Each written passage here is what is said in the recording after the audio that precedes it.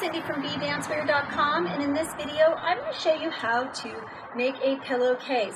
It's a great little thing that you can use in your house or outside on a lounge chair or on your couch outside. Super easy to do. You can throw it in the washing machine that way.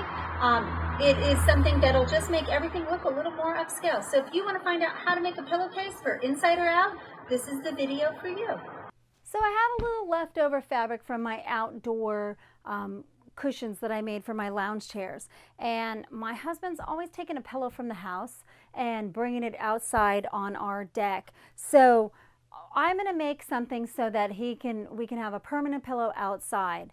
We had a little bit of scrap left over, so I'm just going to go by that. But if you want it to go over a regular size pillow because you want maybe a feather pillow outside or something, I'm going to show you how to make a pillowcase so you could slip it on and off, and then that way when somebody takes that pillow outside, it's got the sun protection on it, and it'll match, and you won't have some goofy pillow sitting outside. So I'm going to use the piece I have right here. If you want a specific size or want a pillowcase size, grab that pillowcase that you like and use that as a pattern. Put it down. So I'm going to just take this extra scrap, and it's off, so I'm going to go ahead and cut it even.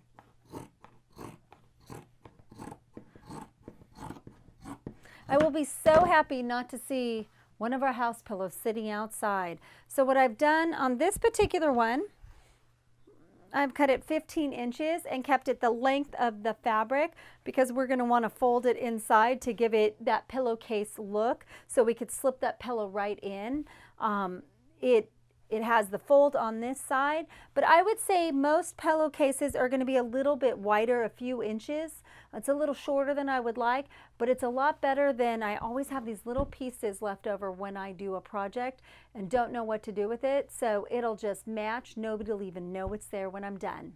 Okay, so now we have the piece. It's a long strip that we cut for our pillowcase cover. So we're going to turn right sides together. There we go, right sides together. Okay, so see how that is? One side has the edge and one side has the fold, and it's like a,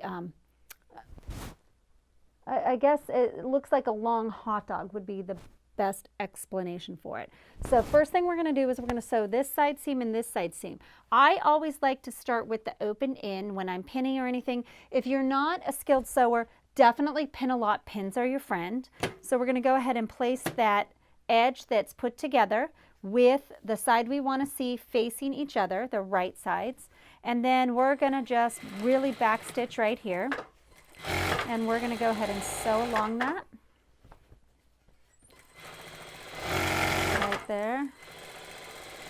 And then we're going to backstitch at this end, like that. And then we're going to go ahead and repeat the same thing on this side. Now, like I said, if you're not skilled at it, definitely use pins. I can really, when I go, make sure the fabrics are together. But if you're using lots of pins, what you can do is you pin it flat, and you can feel if it starts to pucker up or something, and then you can stop and adjust it. So it's not a bad idea to do. And I'm just going to keep going. Get to the end, make sure the seams stay straight. The truth is, if it's a little off, nobody will know, but if it's a lot off, you'll want to take it out and fix it and backstitch there. You can use UV thread. It's really the best thing to use. For me, I hate adjusting the machine, so I will go ahead and use the UV thread on the bottom just to give it a little extra strength, and then you'll have to adjust the bobbin with that, but a lot of times I'll just go over it 2 or 3 times that same spot so that I don't have to mess with my machine. So now that we have it like a giant pocket like this, we're going to take it and you're going to fold open those seams.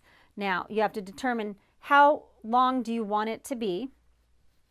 I've already determined I want it approximately 2 inches here. So I'm going to fold each side 2 inches.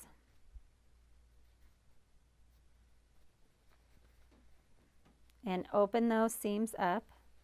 So 2 inches. A little trick that I like to do to make sure it's even is I'll take each side and put it together. Make sure that matches up, and it does.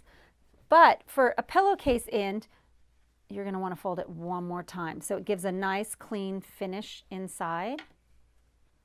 And then flatten it out. And then make sure and open up this seam inside. So when you pin it down, you've got it nice and open, so it creates a flat. Otherwise you get too much bulk on one side. I'm going to go ahead and fold it over. Yep, we got that the same. And then we're going to pin this. Now this is something that's important for the detail, that you make sure that it's even all the way around, or this is where it could look wonky. And so we have that flat like that. So I'm going to go ahead. Oh, I don't have any more straight pins here, so I'm going to go ahead and use a safety pin. Got to make sure not to sew over a safety pin if you're using that. And then also on this side.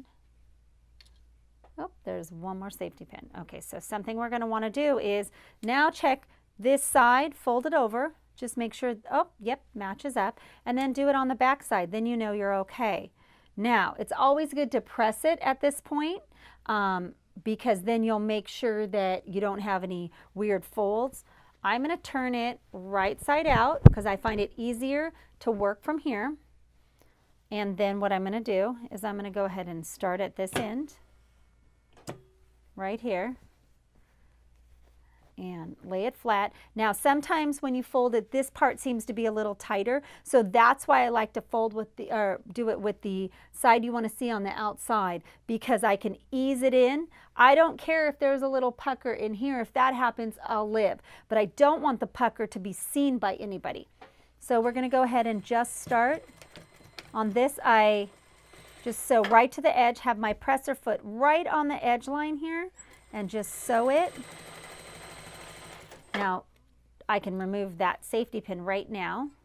Make sure this all stays consistent of a seam, because you don't want it wonky like this. Everything will be thrown off. And then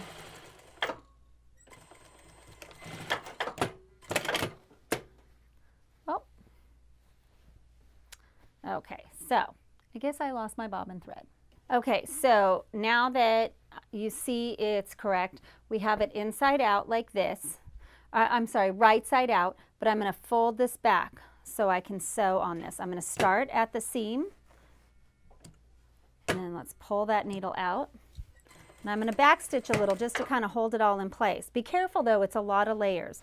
And when we're doing this, I'm using this needle to keep it consistent along here. Sometimes what I'll do is I'll take a piece of cardboard or something and fold it up, and then I'll know, okay, just check it as I go to make sure it's even all the way around, and then sew it. And every once in a while I'll take that edge there too. If I don't have a piece of cardboard or something, just check it as I go, make sure it's correct. Take out any pins as you go. And then when we get to here, now back stitch. Now I only did one side just so I can show you real quick. See, there you go, there's the seam right there. I used a different color so you could actually see it when I sew it here. And then you turn that right side out. And then you can go ahead and put some a pillow in there. I like to do it this way because I can take this off and wash it. I can or I can follow and put a zipper in here instead. But I really, on some of these, I like to throw it this way, and others I have zippers. It's just whatever you want, personal preference. But this you could also use to make pillowcases for your home, the same idea. So go ahead and enjoy your backyard, have fun, go ahead and make yourself some new covers. Thank you for watching our video, and if you enjoyed it, make sure and click here to subscribe, because we're going to have some amazing DIY videos coming out. And if you want to get our free complete dance costume DIY guide, click right here or go to bdancewear.com/DIY guide. And lastly, if you have any questions or ideas for future videos, please leave it in the comments below. Thanks again for watching our video, and remember, be original, be colorful, bdancewear.com.